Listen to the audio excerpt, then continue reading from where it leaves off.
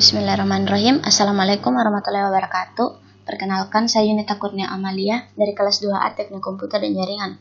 Di video ini saya akan mempresentasikan rancangan dan implementasi aplikasi pencarian teks terjemahan Al-Quran berbasis model ruang vektor. Kita diwajibkan mempelajari Al-Quran dan mengamalkannya dalam kehidupan sehari-hari, tetapi kadang kita mengalami kesulitan dalam mempelajari dan mencari ayat-ayat yang sesuai dengan permasalahan yang kita hadapi. Nah, ini akan melaporkan suatu sistem yang dapat mengenali, mencari, dan mengelompokkan permasalahan yang ada sehingga sistem dapat menampilkan ayat-ayat Al-Quran dan terjemahannya sebagai referensi dan solusi dari permasalahan yang ditanyakan oleh pengguna. Kemudian ada penambangan teks atau text mining. Penambangan teks dapat diartikan sebagai proses penambangan data berupa teks di mana sumber data biasanya diperoleh dari dokumen dan tujuannya adalah untuk mencari kata-kata atau term. Pembobotan. Metode TF-IDF merupakan suatu cara untuk memberikan bobot hubungan suatu kata atau term terhadap dokumen. Metode ini menggabungkan dua konsep, yaitu perhitungan bobot frekuensi kemunculan sebuah kata di dalam sebuah dokumen tertentu dan inverse frekuensi dokumen yang mengandung kata tersebut. Sehingga bobot hubungan antara sebuah kata dan dokumen akan tinggi apabila frekuensi kata tersebut di dalam dokumen dan frekuensi keseluruhan dokumen yang mengandung kata tersebut dan rendah pada kumpulan dokumen atau database. Selanjutnya, model ruang vektor. Model ruang vektor atau VSM adalah suatu model yang digunakan untuk mengukur kemiripan antara suatu dokumen dengan suatu query. Query dan dokumen dianggap sebagai vektor-vektor dalam ruang n dimensi, di mana T adalah jumlah seluruh term dalam tabel indeks. Berikut langkah-langkahnya. Yang pertama itu case folding. Di tahap case folding ini, kita harus merubah semua huruf besar menjadi huruf kecil untuk memudahkan pengerjaannya. Yang kedua ada tokenizing. Tokenizing itu berarti kita memecah kata-kata berbentuk kalimat. Jadi kalimat itu dipecah per kata. Nah, yang ketiga stop word removal. Stop word removal itu menghapus kata-kata umum yang biasanya tidak sangat penting, seperti kata-kata nama, angka, singkatan, bahasa gaul, tanda baca. Kata-kata itu biasanya yang dimaksud ada kata yang, di, karena, sama, itu, dan. Yang keempat itu ada stemming, menormalkan kata-kata menjadi kata dasar, seperti kata pembatasan dinormalkan menjadi kata batas. Nah, ini adalah contoh VSM. Misalkan di dalam database terdapat 3 dokumen. Di dokumen 1, di Indonesiaku, Indonesia tercinta. D2, bahasa warisan leluhur. D3, bahasa Indonesia adalah bahasa kita. Jadi total dokumen ada 3. Apabila dilakukan pencarian dokumen dengan kata kunci bahasa Indonesia, manakah yang paling relevan? Nah, jawab diketahui total dokumen sebanyak 3, D1, D2, D3. Kemudian kata kuncinya tadi atau disimbolkan dengan query yaitu bahasa Indonesia. Nah, didasarkan rumus VSM itu WI sama dengan TFI dikali IDFI. WI itu menghitung bobot term pada setiap dokumen dan kata kunci. TFI itu jumlah term yang ada pada setiap dokumen. IDFI itu log atau jumlah dokumen atau term yang terkandung pada dokumen atau disimbolkan dengan log dalam kurung D per DFI. Untuk lebih jelasnya dibuatkan tabel perhitungan VSM pada gambar berikut. Ini adalah perhitungannya. Jadi Q sama dengan bahasa Indonesia, D1 Indonesiaku, Indonesia tercinta, D2 bahasa warisan leluhur, D3 bahasa Indonesia adalah bahasa kita. Jadi jumlah dokumen sama dengan 3. IDFI itu log D per DFI. Nah, tabel pertama itu ada terms. Jadi terms tadi yang diubah menjadi huruf kecil atau dipecah kalimat itu dipecahkan per kata. Jadi menjadi seperti ini. Masuk ke tabel Q. Q pada terms Indonesia di Q itu ada 1. Ini 1 di Q itu tidak ada jadi bernilai 0. Selebihnya itu bernilai 0. Kemudian bahasa ada 1 dan selebihnya itu bernilai 0. Begitu juga di D1. Kata Indonesia di D1 ada 1, 2. Berarti kita tulis 2, Q ada 1, jadi kita tulis 1, dan begitu seterusnya. Lakukan hal yang sama dengan D2 dan D3.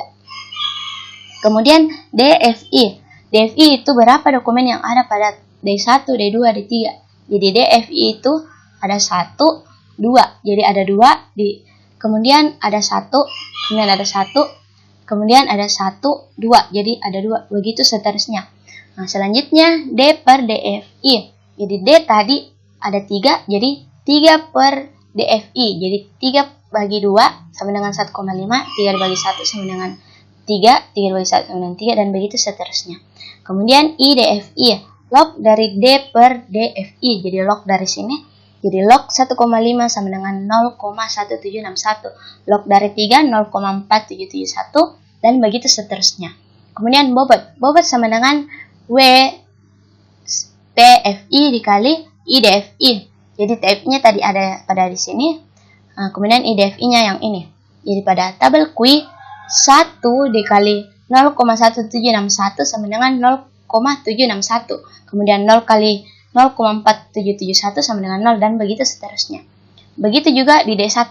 D1 itu 2 dikali 0,1761. Jadi 0,3522. Dan begitu seterusnya. Begitu juga pada D2 dan D3.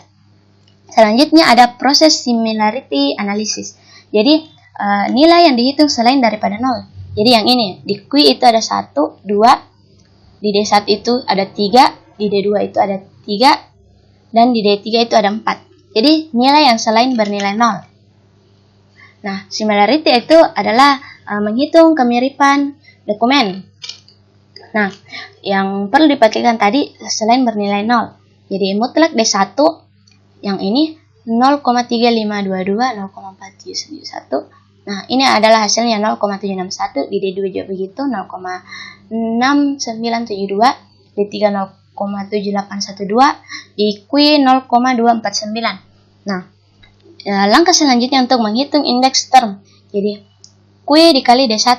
Nah, Q yang tadi ini Q dikali D1 sama dengan 0,062. Kemudian selanjutnya di D2 begitu juga. Kemudian di D3 seperti itu.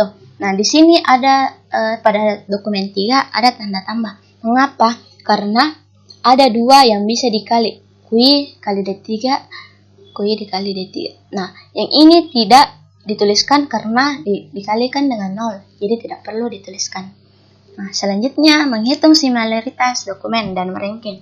Jadi Q dikali D1, Q dikali D1. Jadi hasilnya 0,062 dikali mutlak Q dikali D1, mutlak Q 0,249 dikali D1 0,761. Nah, ini dan hasilnya seperti ini 0,328. Begitu juga di dokumen 2, begitu juga di dokumen 3. Dari proses similaritas di atas diambil ranking dari setiap dokumen, yaitu ranking 1 itu 0,4781. Ranking 2 dokumen 1, ranking 3 dokumen 2.